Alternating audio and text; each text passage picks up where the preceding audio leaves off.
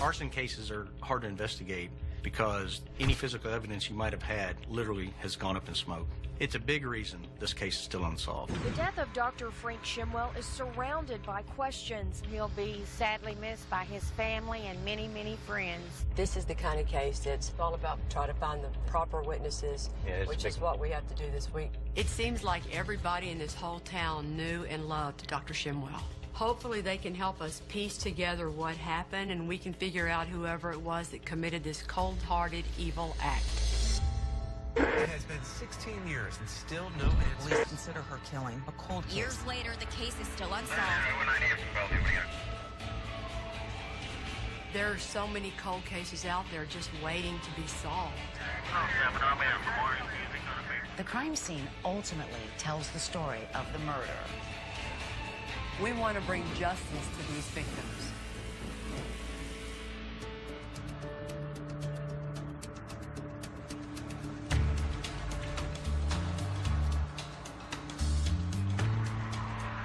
You get that freezer, man.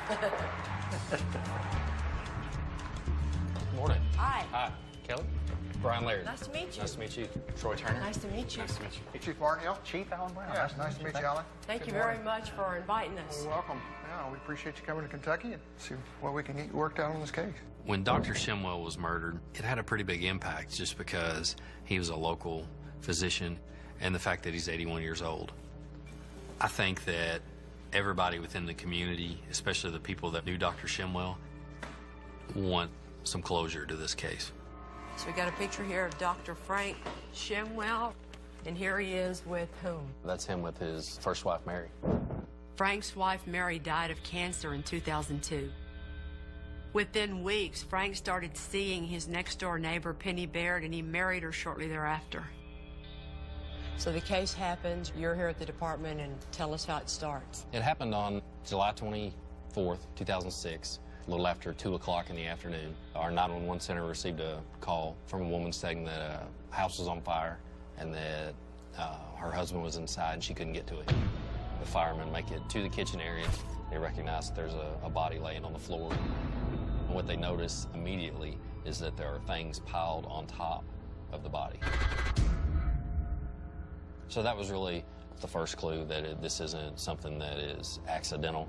They contacted a detective with the Kentucky State Police. He believed that an accelerant was used and there was soot in his lungs, so he was alive. The person that would do this to an 81-year-old feeble man who had to use a wheelchair to get around and then couldn't even get up on his own is about the worst there is. It's about as evil as you can get. That we're able to get a forensic anthropologist, and she can definitively say that Dr. Shimwell had been struck in the head with something. Dr. Shimwell suffered separate blows to his head, which meant that someone knocked him upside of the head, down onto the floor most likely, and then put things on top of him to set him on fire like he was a bonfire. I can't imagine how painful that was of a way to die. So guys, let's start with Penny Baird, who's one of our suspects. She's his wife. She's his wife and is half his age. She's 40, and he's 81. She's married to him 9 months after his wife's death. Can we say at the time she married Dr. Shimwell, her financial situation was a lot different than his? Definitely, Right? yes. And that's even noted in the details of the prenuptial. She has nothing. Dr. Shimwell was well off and had Penny sign a prenup before they got married to keep their assets separate. But after the wedding, Penny worked real hard to get control of his money. She gets him down there and changes the trustees from his daughters to her. Then she revises will and puts her in charge of everything. Any kind of prior criminal history? Nothing that was violent, but she has had several run-ins with the police. Before she married Frank, Penny had spent some time in jail for shoplifting. And before Frank's death, she was looking at going to prison for violating her probation. She apparently knows she's going to jail in August. We're not sure if any of this is connected with the murder, but it might suggest what kind of woman we're dealing with. Okay, so let's put Chris Baird up here. Penny's Son, how old was he back then? 18, 19. So if mom gets the money, he stands to benefit. Right. On the day of the murder, police brought Chris down to the station for questioning. Chris was evasive in answering the questions about where he'd been just hours earlier. The last time you were over at Mr. Shimwell's house? Yesterday. You didn't see him at all today? Did you go over to the house today? No, not that. He wouldn't take a polygraph without talking to his mom. And what happens when he takes the polygraph? It was inconclusive. Were you at Dr. Shimwell's house any time before the fire started? No. Polygraphs are not a perfect science, and they are not admissible in court. But an inconclusive result will always make you wonder if Chris is maybe hiding something. Okay. All right. You do Tim? Sure. It's Penny's lover. Yep. At the time of Frank's murder, Penny was having a not very secret affair with a man named Tim Jones. I did add up here sex morning of. He didn't say we had sex, but he insinuated. Not hiding their relationship. No, and he's his only alibi witness. He says, after she leaves, I'm home, watch Dr. Phil, or take a nap. Right. And I just happened to ease over. According to Tim, on the day of the murder, he decided to stop by Penny's house, and when he got near, the fire department trucks were already blocking his way. Not only is his story strange, but since he says he was alone, he has no one to corroborate it, and a pretty good motive to kill Frank if he wanted Penny all to himself. A key thing, too, is that Tim had these little, it's like these little racing cars that take nitromethane, which is a fast-burning liquid. Well, Penny claims in one of her statements that an empty bottle of it rolled out from underneath the seat of his truck or something like that. She's talking about Tim having been the one who killed Dr. Shimwell. When questioned by police, Penny told them that Tim had admitted he killed her husband. I said to him, I think you killed Frank. And he said, I did. And what are you going to do about it? I'll take you down with me. And we don't have him accusing her back when he hears that she's throwing him under the bus. No. Nothing. Nothing. Well, that's a pretty good start for the board. We have 3 suspects with potentially intersecting motives. The question is, did any of them work independently or together to kill Dr. Shimwell?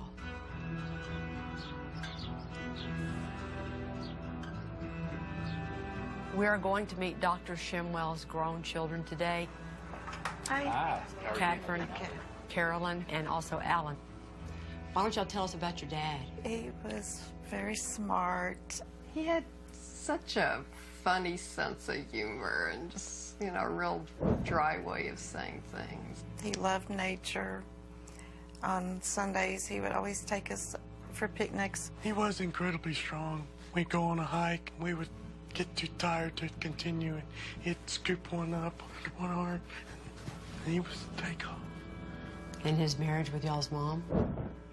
They had fun together. I mean, he expressed so much distress, you know, during the time Mom was dying and afterwards about being left alone. He hated that. Well, when was it that y'all first realized that your dad was even considering dating Penny? I'll tell you when I first knew. Our mother was in the hospital and she was dying. And I asked Daddy, I'm going to get some dinner, you know, would you like something? And he said, oh, don't worry about that. Penny's brought a casserole over and I have plenty of food. She was bringing him food already, you know, before our mother was even dead. And there was never a time where y'all went to confront her or individually had it out with her or anything? Oh, yeah, we did. I was going to say, how could you, I mean, we did. How could you not? I don't know. She just had this gloating look on her face, like she knew it wasn't going to matter what I said, that she had this. I think that's every child's nightmare for their parent. If they marry gold digger wife number 2 or 3, you don't like it. And you want to tell your dad, no, you can't marry her, but you can't. You can't stop him. Thank you. You have to hug me. Alrighty, I will. But a gold digger is not necessarily a murderer. And I can't help but think that if Frank is getting companionship and care from Penny in return for letting her spend his money, then maybe Penny didn't have a motive to kill Frank after all.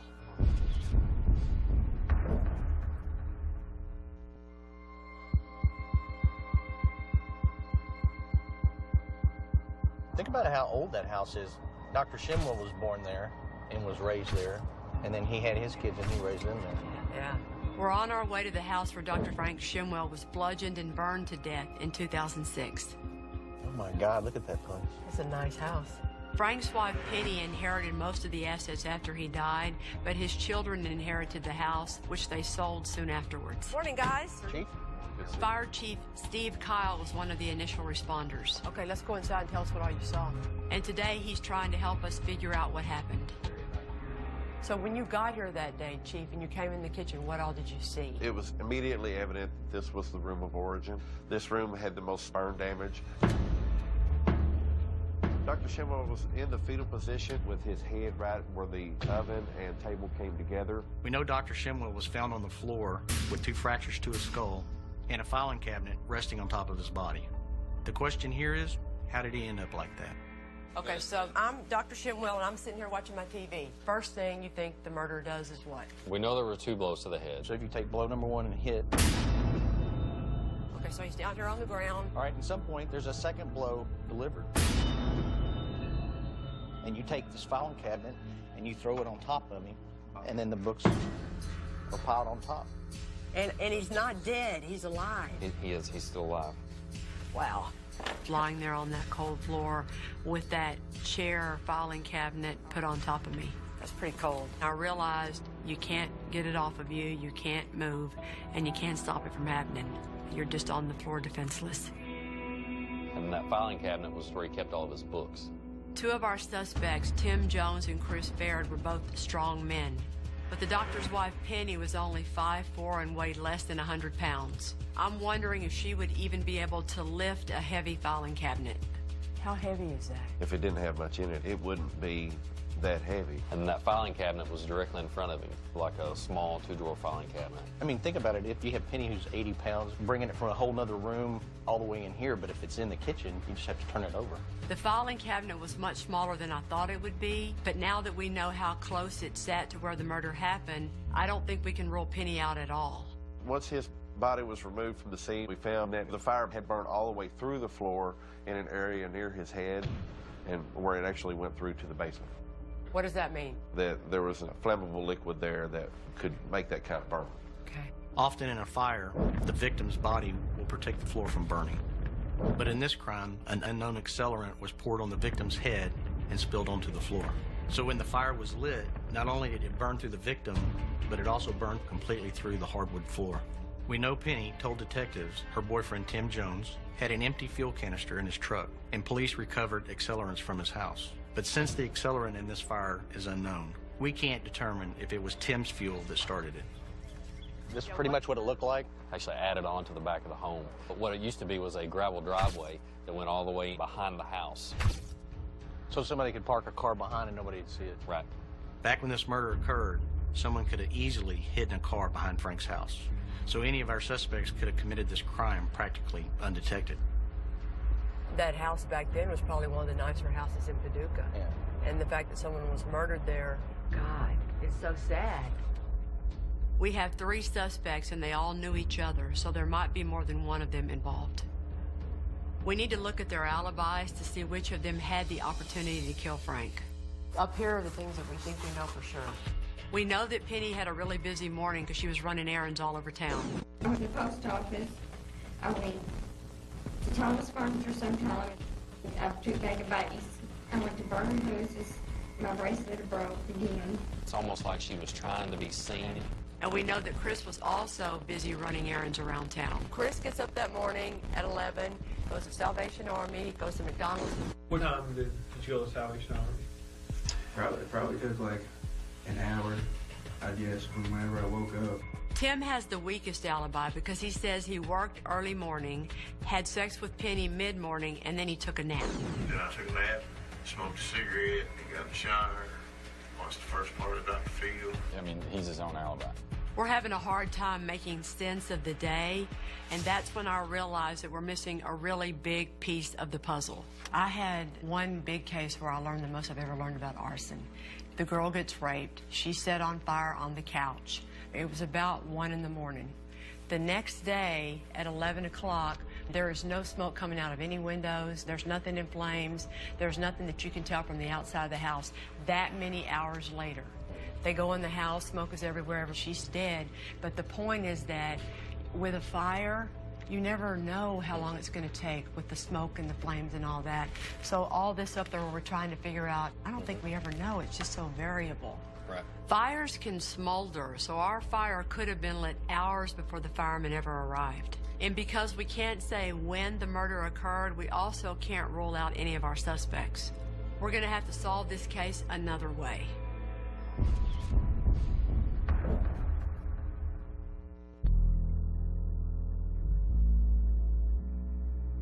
We are in Paducah, Kentucky, investigating the 2006 murder of 81-year-old Dr. Frank Shimwell. We need to focus on motive, and at first glance, it seems like out of our 3 suspects, no one had more of a motive than Frank's wife, Penny. Why would Penny marry him? Money. It's not a sexual relationship. I thought like anybody else that sees somebody young married old man, it's all about money, I figured. She's manipulated by money. I mean, that's all her concern was. She got a house, then there was a pool, then remodeling, and maybe some plastic surgery. Well, obviously, you're a man that has a lot of money. He's your sugar daddy, but I think she took pretty good care of him, really. Probably more like a nurse would. Instead of a husband-wife. Okay. Penny definitely enjoyed her newfound fortune when she married Frank. But if Frank was agreeing to that and Penny cared for him, then why would she kill him? We're going to go try to track down Brenda. Brenda Thompson is a home health aide who helped Penny take care of Frank since he was basically housebound. She should have first-hand knowledge of their relationship. I fell in love with him because, you know, he was just such a good guy, and I just couldn't believe somebody did that. As your professional opinion, was he being taken care of like he should have been taken care of? No, sir. Oh, it was terrible. The house is real dirty, and Dr. Shinwell was dirty. I don't know when's the last time she gave him a bath or nothing. Is there anything that she wanted done? She used to call to check on him, and then, in the background you could hear music like he was at a bar or something, This is interesting because it seems Penny's not upholding her end of the bargain in taking care of Frank. Is there anything else that you can remember? Let me see, 06. Yeah. My son at that time, he had a business. Okay. And she asked me if my son could get her son a job because he didn't have a job. She said, well, he don't have no money. Even though she wasn't taking care of Frank, Penny had access to his money. Chris, on the other hand, was broke, so he could have been trying to hasten an inheritance.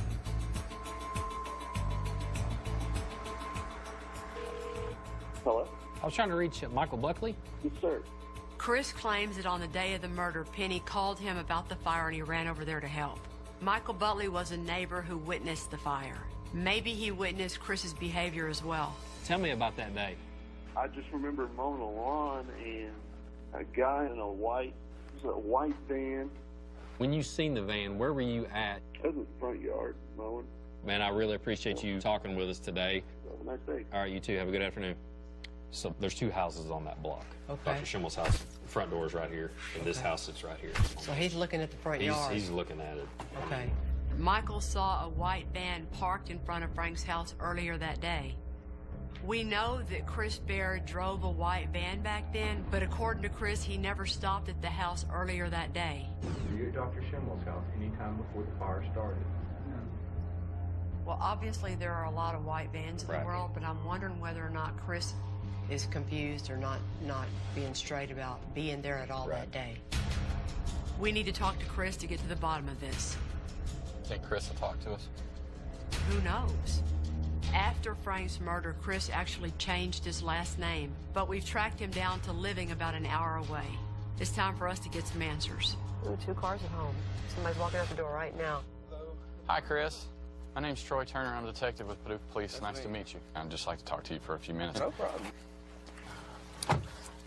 Kind of go back to that day. We were having just a completely normal day, and then, freaking, Dr. Schimmel's house on fire. And I remember, I was wanting to go in there after I seen, his house is, filling with black smoke. See, that's the part I remember really good, is just me trying to go in there. And I tried to make it into there as much as I could. No one could survive that. It made even, the seconds I was in there and realized, I had to turn back. It was horrible. It was a horrible day. The worst day of my life. There was possibly a van that stopped by there. Do you remember if you had stopped by Frank's? To my 100% recollection of everything, how everything happened, we did not go by there. Okay. For anything. That morning, for anything. Chris is still denying that he ever went to Frank's house in the hours before the murder. I'm wondering if Frank's neighbor is just confused or if Chris has something to hide. Why'd you change your last name, Chris? Because I'm embarrassed. I'm still embarrassed to this day about this whole situation. Just a memory of just being thought of as a murderer. Like, I can't believe, you know, I even ever was thought of like that. Does she If you ever knew me outside, you know, like, I'm super happy, you know, and I've always been, you know, but that definitely did put a damper on who I was, you know, at that time. Because that's something you just, you know, obviously you just don't do. You just don't do that in life.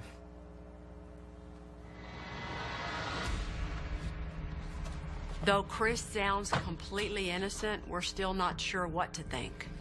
Chris's wife Amanda is here, and she was with Chris on the day of Frank's death. We need to see if her story matches his.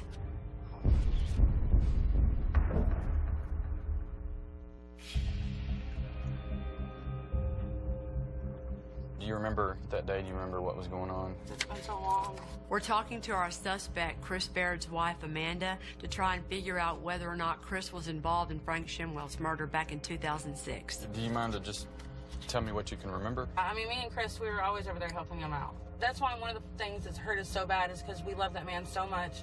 And for it to ever be thought that we ever had any part of anything that happened to him, it's just life-crushing for us. Like, y'all don't understand. This is, like, really just messed our entire lives up. We still have the van to this day, so anybody can run tests on it because they want to say that the van was there that day. We're not getting rid of the van because of that. You know what I'm saying? Like, in the years since the murder, Chris and Amanda have heard that Frank's neighbor may have seen Chris's white van that day. But they didn't get rid of the van, they kept it. there's nothing that we could have ever done to hurt that man. I didn't know Dr. Shimwell, but He was a good man. he, you know, no one deserves He was that. so happy the day I told him about marrying Chris. All right, well, thank you. That was interesting. Moving away, keeping the van. Wow. Both Chris and Amanda seem to have been truly affected by Frank's murder. It's time for us to make a decision about Chris. He was righteously upset the very day of the fire, trying to save Frank's life. It was a horrible day. The worst day of my life. Chris's inconclusive polygraph Were you at Dr. Shimwell's house any time before the fire started? now seems more likely because he was a frightened teenager than because he was a killer.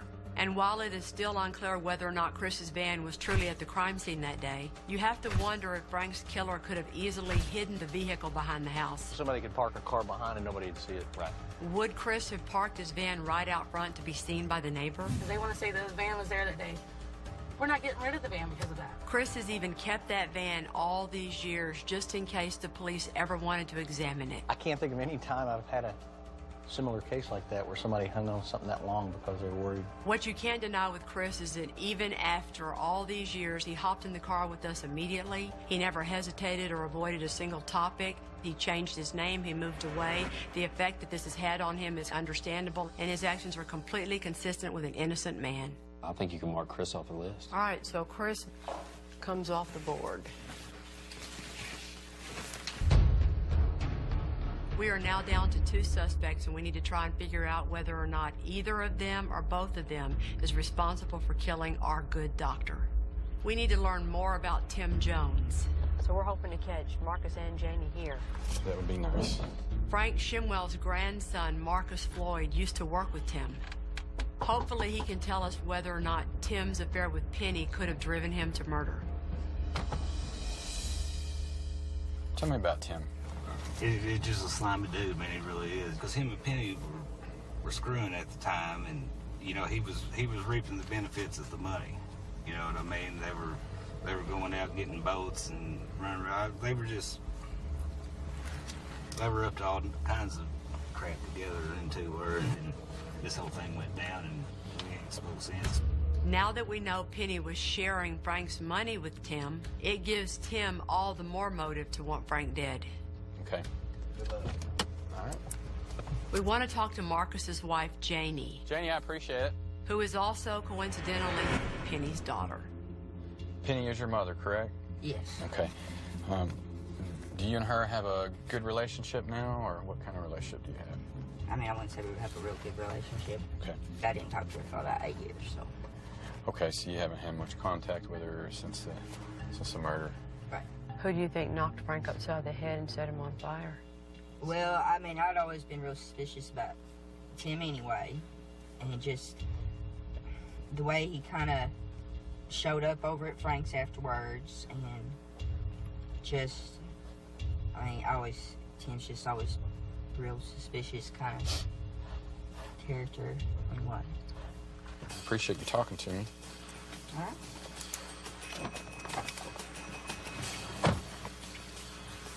Tim Jones has a bad reputation, pretty good motive, and his story can't be corroborated by anybody. Let's call it. If we're going to clear up Tim's involvement in Frank's murder, we're going to need to talk to him face to face. Hey, is this Tim? Yeah. Hey, Tim. This is Brian Laird with the police department. I've been working on this old Shimwell case. I was hoping that maybe you could just help me maybe get a better understanding of things. Yes, I can. There's old Timothy.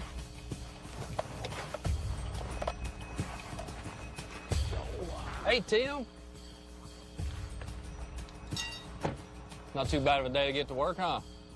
You still see Penny any? Nope, I don't care to see her. Why is that? It's your truck. Yes. Yeah, I'm waiting on you right now. Who is this? Buddy of mine. Hello? I would prefer if not even casually interrogated. Apparently, when Tim agreed to meet with us, he also called a lawyer who wants to sit in on the meeting. Eddie, Brian Laird. I can't say how this is going to affect our interview, but given my experience with lawyers, I don't have a good feeling about it.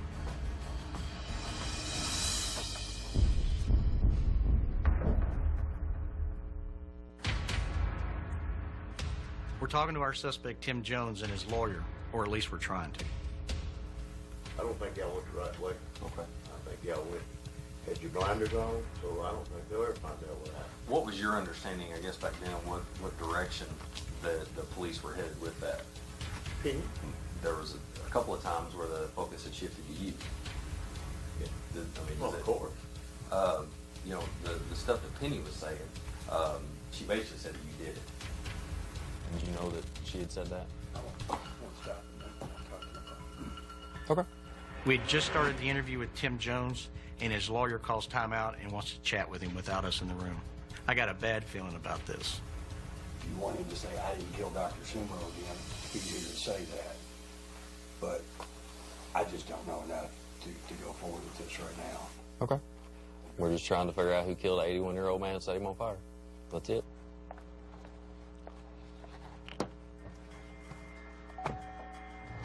Oh, Tim, he's a cocky one. Yep, always has been.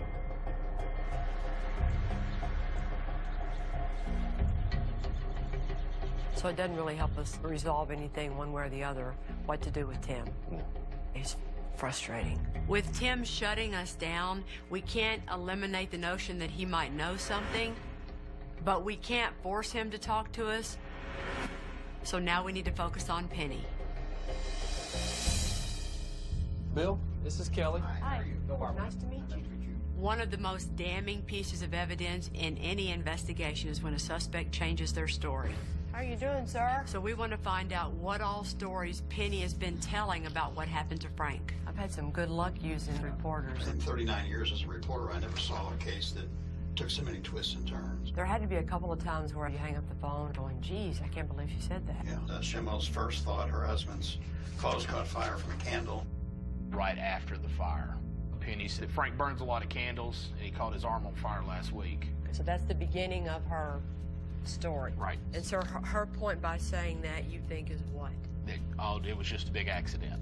And then she said that she no longer believed that her husband's death was an accident. So now we got a brand new story. Yeah.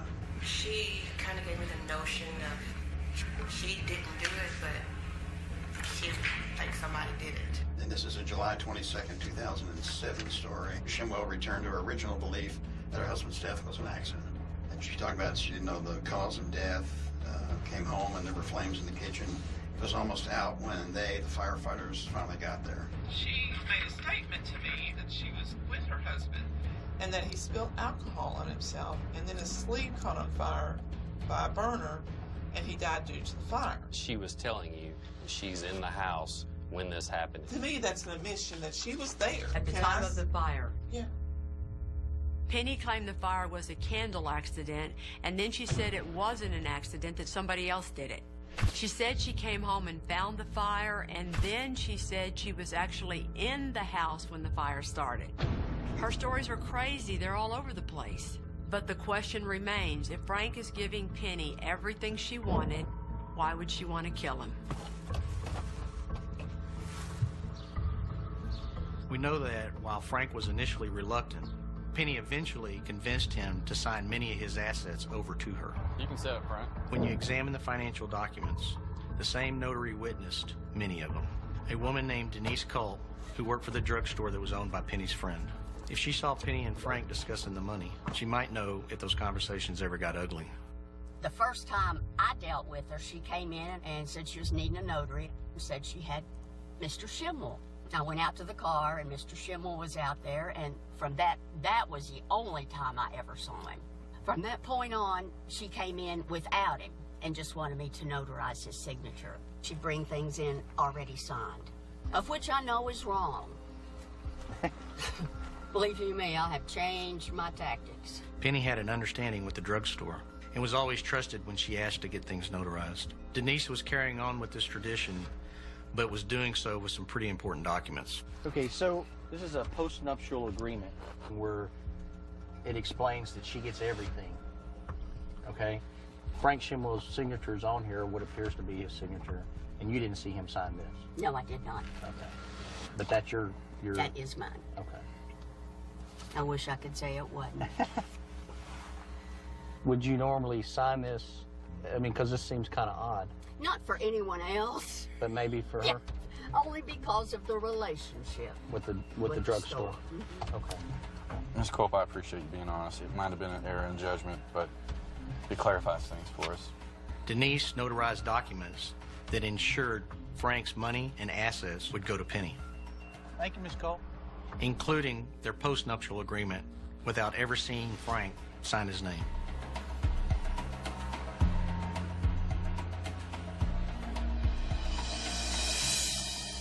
On July 10th, Okay. you know, we've got those documents where she was creating the post-nuptial. Since our meeting with the notary has called all of our financial documents into question, we're going back over the files. Tell me the exact quote on the note. It says, I, Frank A. Shimwell, reject the post-nuptial property agreement. We have evidence signed by Frank proving that he had become aware that Penny had drafted a post-nuptial agreement, signing his assets over to her. I do not want my personal property and all my money to go to my wife, Penny Baird Shimwell, when I die. A post-nup that he did not agree with and was actively disputing just 14 days before his murder. Signed, Frank A. Shimwell. That's huge. You gotta wonder if, especially because she knew she was going back to prison, Penny realized that her days of taking advantage of Frank were nearing an end. Have we hit all the high point manipulation of what Penny did? Yes. If she confesses, I'll buy drinks and dinner. Paducah PD drove by Penny's house and observed that she'd gone to a local craft store. So we're headed there now to catch her off guard. We're just gonna catch her when she comes out. All right. Yeah, I'm just gonna take my coat off.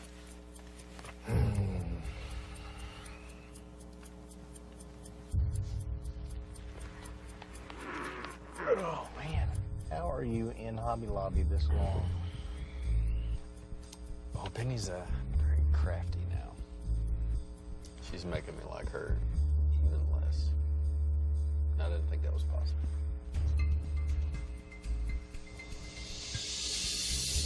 Damn, there she is. Yep, she got her a new hip. Oh, got her a table, too. Ready? Yeah. Let's do it.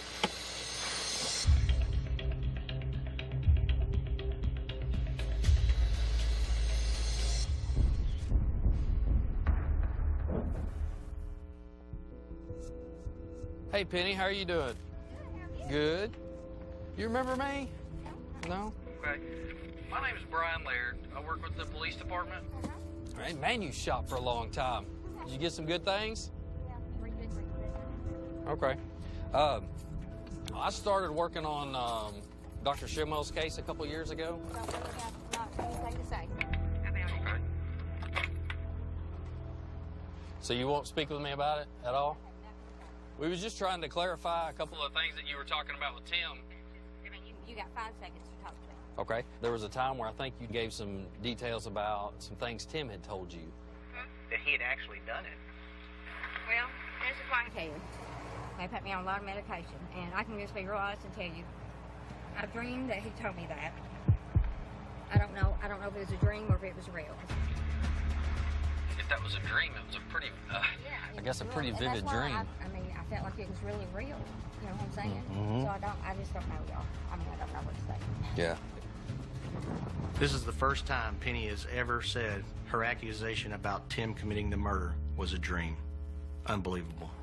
I know that my hands are clear, my heart's clear. I didn't hurt Frank. I did everything in my power to save Frank that day. You have some cases in your career where I call them yappers. You have some defendants that are just going to yap. They're going to talk no matter who they're talking to. And Penny Baird would be in the top 5. Every time she opens her mouth, she tells a new version of the story. Okay, that was worth waiting on her to come out. It was awful sweet of you to help her put those things in the car.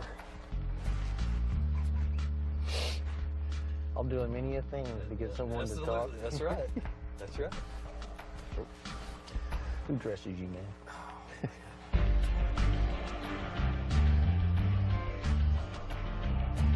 Penny's newest story is that when Tim confessed to her he killed Frank, it was all a dream. We need to take a hard look at Tim Jones and what we have against him. What do y'all want to do with Tim? We're going to have a hard time completely Xing him off. When he gets a lawyer and won't talk to you at the end of the story, there's not a lot you can do with it. We don't have any credible evidence to show that Tim was involved in the murder of Frank. But there is no doubt in any of our minds that we've got a circumstantial evidence case against Penny. You have all these financial documents and how she planned the whole getting married and the will and the post-nup. It seems clear that she married Dr. Shimwell for his money, not for love. The house is real dirty, and Dr. Shimwell was dirty. Penny not only wanted Frank's money, she may have gone behind his back to get it. She came in without it and just wanted me to notarize his signature. In the weeks before the murder, you gotta wonder if Penny realized her days of taking advantage of Frank were numbered, especially since she was headed back to prison and she had a lot to take care of before she left. I, Frank A. Shimwell, reject the post-nuptial property agreement. And Penny has told inconsistent stories about Frank's murder for the past 9 years. She was there. At the time of the fire. And her latest version, oh my God, what a doozy. I don't know if it was a dream or if it was real. Look at this. This is fantastic. I think it's a pretty strong case. Go take it to your Commonwealth attorney. Go take it to him. Let us know what happens. All right.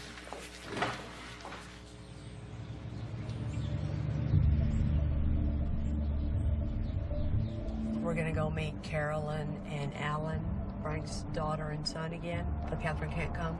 This morning, Brian went to present the case to the Commonwealth attorney. Hi, Carolyn. And we're meeting with Dr. Shimwell's family to let them know what he found out. So I briefly met with Raymond McGee. He's an assistant Commonwealth attorney. We had a meeting scheduled with Dan, but he had a family emergency. He wasn't able to attend. But Raymond McGee thought everything looked good, but, you know, we need to meet with Dan.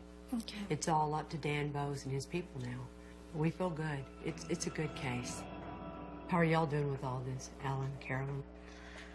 Well, it's been quite an experience. It's been kind of hard to relive it all, and there's not been any closure for us because there's not been any justice for Dad. Well, you've been patient for 9 years. Right. Try to wait one more week and then let Brian call you and tell you how that meeting goes. We want to finally bring peace to Frank and his children. Hang in there. A little bit longer. A little bit longer. It's time for the people of Paducah who followed this case for years, as well as Dr. Shimwell's family, to finally get the answers and the justice they all deserve.